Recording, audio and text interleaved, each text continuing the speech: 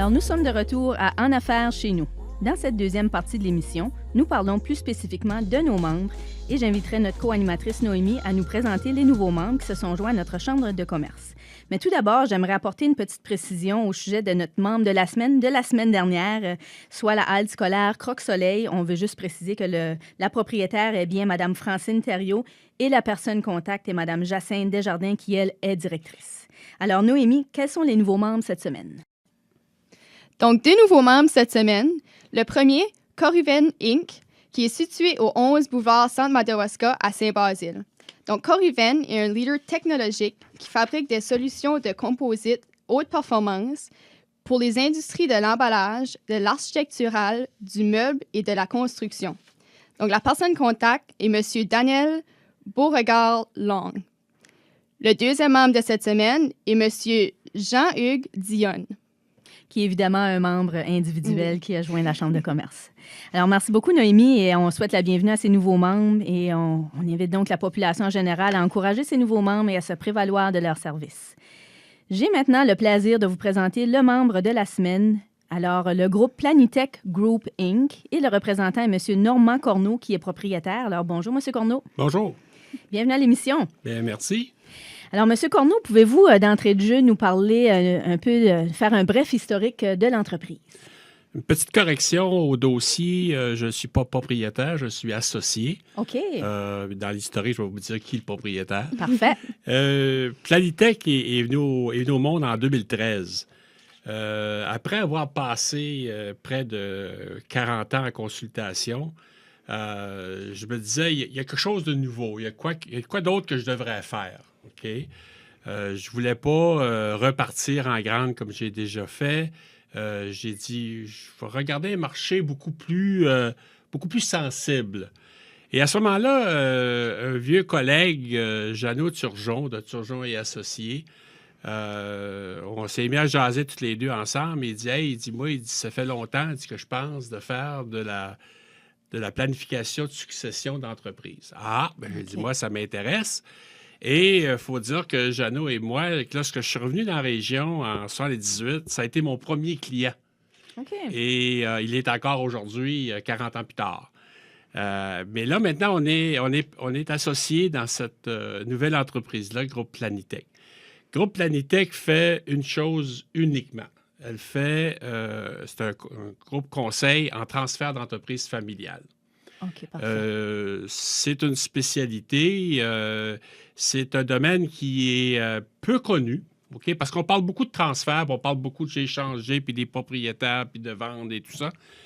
Mais il y a une partie technique qui est importante et très souvent, les entreprises ne savent pas comment faire. Parce qu'au niveau de l'entreprise familiale, c'est un très grand défi au niveau de l'aspect fiscal, Évidemment. Oui. l'aspect financier, la question de la succession elle-même, le passage du pouvoir.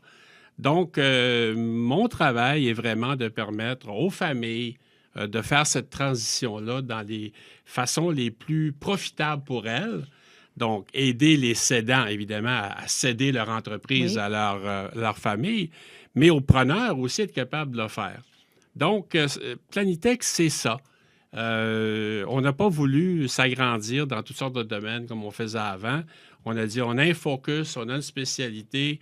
Lorsqu'on prend le client, on est capable de dévouer tout notre temps parce qu'on sait que c'est un processus qui est long. Évidemment, oui, c'est ce que C'est pas quelque chose qu'on fait en fin de semaine. Là. Même si c'est illusoire, puis les gens nous content des histoires, c'est un processus de 3 à 5 ans. OK. Si on veut être sérieux. Oui. Okay? Si on ne veut pas être sérieux, bien là, on vivra avec les embûches qu'on aura lorsque soit les documents légaux sont mal faits ou soit l'Agence du Revenu Canada vient nous voir et dit « cogner à la porte. Ta valeur marchande n'est pas bonne, tu me dois 1 demi-million d'impôts. » Il y a beaucoup de surprises à avoir et nous, on tente d'éviter tout ça et de permettre cette transition-là de façon ordonnée. OK, intéressant. Donc, quels sont les services que vous offrez plus particulièrement? Particulièrement, il y en a juste un. Okay. C'est le transfert d'entreprise. Mais il faut s'entendre que ce service-là, il nécessite énormément d'autres volets. Okay? La première chose, c'est un volet financier. Dans notre démarche, la première chose qu'on fait, c'est qu'on regarde la situation financière de l'entreprise, son évolution au fil des années. Il y a une analyse de besoins. Il y a l'analyse qui se fait, absolument d'entrée de de la jeu. profitabilité, de regarder au ratio financier et de voir est-ce que cette entreprise-là, dans son stage de vie, elle est transférable à la nouvelle génération.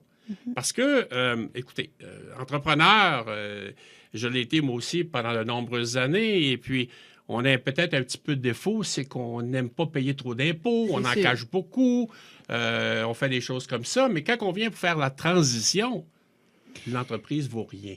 C'est sûr. Elle vaut plus rien. Qu'est-ce qu'il y a dans les livres? Bon, c'est Quelque quoi qu'on peu, lègue à notre famille après 40 ans en affaires? C'est un bout de papier qui, en pratique, vaut beaucoup, mais Dans au les niveau livres, fiscal, c'est- ça vaut absolument rien. Donc, là, il y a un processus de correctif qu'il faut apporter au fil des ans. Et des fois, ça peut prendre 3 à 5 ans à ce que cet exercice-là soit fait pour qu'éventuellement, le cédant puisse encaisser la valeur de son entreprise, puis les preneurs payent une valeur raisonnable, Raisonnable aussi, puis d'être oui. capable de continuer. De continuer à payer Ben, puis de c'est continuer dans le Mais c'est la cheminement de pénalité de l'entreprise. Oui. l'entreprise. Tu sais, je ne peux pas l'endetter, là. Il faut que je continue à vivre avec son véhicule. Ça, c'est la première chose. La deuxième chose que l'on fait, c'est la partie humaine. Est-ce qu'on est vraiment prêt à céder? Mhm. Et est-ce qu'on est vraiment prêt à la recevoir? Moi, je suis arrivé sur des clients des journées, puis ils m'ont dit « Ah, mon fils, ma fille sont prêts, ils vont prendre ça. » Fais une entrevue, discute avec eux pendant plusieurs mois pour finalement découvrir que le garçon, lui, il veut jouer la musique. Ah, OK, oui. Puis il stocke là. Évidemment que moi. Puis il dit, comment je dis à mon père que je veux m'en aller, Ah, je veux OK. pas l'avoir, la business, moi. Ah! Fait que là, il faut passer le message. Le choc se fait au niveau de la famille parce qu'il pense que le fils va prendre la relève. Puis la fille, quand elle voit ça, ben, elle dit, ouais, je reste tout seul. Bof, Tente moins moins. intéressant. Donc, il y a tout ça, un changement d'optique qui se passe. OK. Et ça, c'est un processus qui prend quand même du temps et ça doit être fait absolument. Puis là, après ça, on tombe dans la technique. Bon, OK. ben, comment on fait ça? Qui va assumer les différents rôles? Comment on va légalement structurer ça? Comment on va mettre à l'abri ces investissements-là? Il ne faut pas, évidemment, se faire prendre à long terme par différentes demandes de Revenu Canada et autres. Évidemment, oui. Donc, il y a un processus légal, il y a un processus fiscal qu'il faut entamer. Et au bout de tout ça, lorsque le transfert est fait, nous, Planitech, moi, je suis un consultant, je fais le plan, mais je l'implante. OK. Moi, je ne sors pas avant que ça soit fait, à moins qu'on me dise « t'es tannant, va-t'en chaud ». OK, oui. Je ne sors pas avant que ça soit fait. Et quand c'est fait, on recommande fortement, j'essaie toujours de mettre en place un comité aviseur. Okay? Dans le sens que c'est un bureau de direction, pas de droit de vote, un bureau de direction, pas de pouvoir, qui va aviser les nouveaux propriétaires, c'est-à-dire les preneurs, les OK, enfants, oui.